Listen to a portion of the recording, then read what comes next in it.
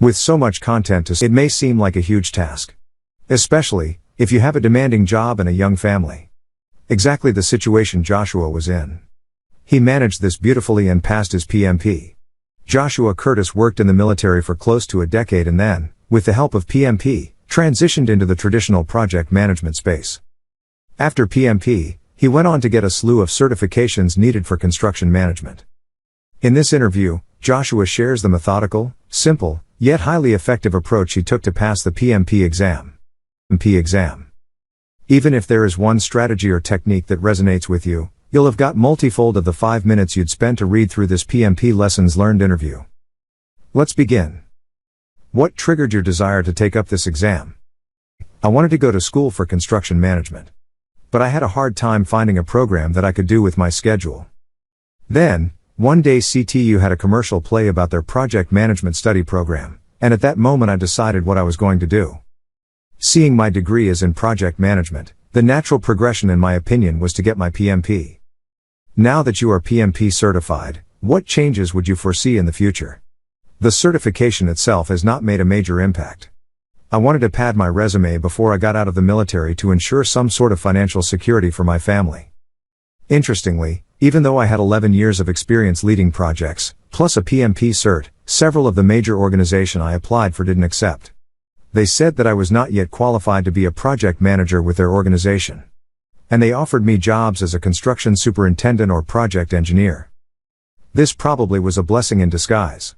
I took a job with a startup to not only be a project manager, but also to continue developing myself to be the project manager that even major companies would want on their payroll.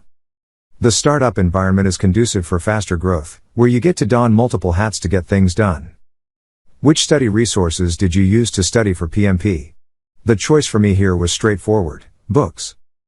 I went with Rita Mulcahy's book, Andy Crow's book, Oliver Lehman's sample questions, and a load of mobile apps.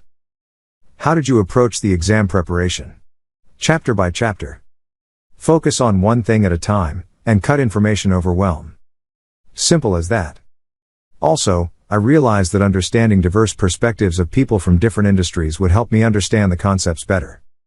Thus, I joined the online study groups, where I could interact with other PMP students as well. Can you please tell our readers about some of the issues you faced along the way, and how did you overcome them? Study schedule and time management was a hard thing to manage. Time management, I think, is something that I think the PMBOK should go into in more depth. I found the content covered in the syllabus inadequate. However, studying for the test will teach you that on its own. I had a full-time job in the military, I have 2 kids, and my wife works nights. So I was constantly juggling how I was going to make things happen. How did you prepare in the week prior to the exam? The week before your exam is precious. You want to plan to iron out any rough edges, and fill any study gaps. Ken and I met at the library and went over anything and everything that we had trouble with. What was your exam experience like? It was what I expected. They check you before you test and anytime you take a break. You have nothing on you but an ID, and you test. I opted for one break and took roughly 3 hours and 30 minutes. Any specific tips to study for PMP exam? 1. You will never feel ready. And it is okay. The nature of PMP syllabus is such that there are no strict set of resources that give you the confidence of covering 100% of the syllabus. Hence, no matter how much you study, you may feel you are not there. Like I said, this feeling is okay to have. If you have the general understanding of all the concepts, and some of the more intricate parts of the knowledge needed, then the exam isn't any more than that. An exam. 2. Study regularly.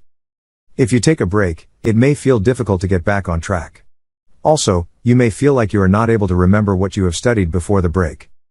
PMP exam preparation is not difficult, a bit tedious. It is quite comprehensive.